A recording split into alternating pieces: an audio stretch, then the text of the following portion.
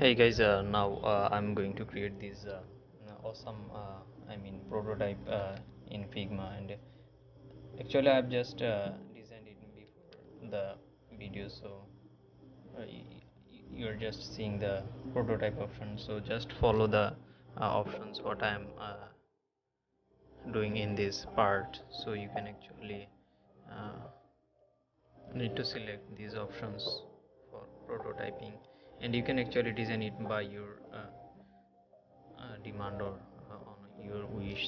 So I'm just selecting these animation options, interaction, and the time required time for this prototype.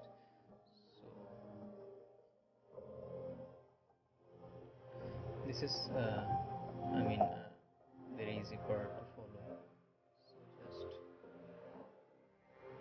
after it means the required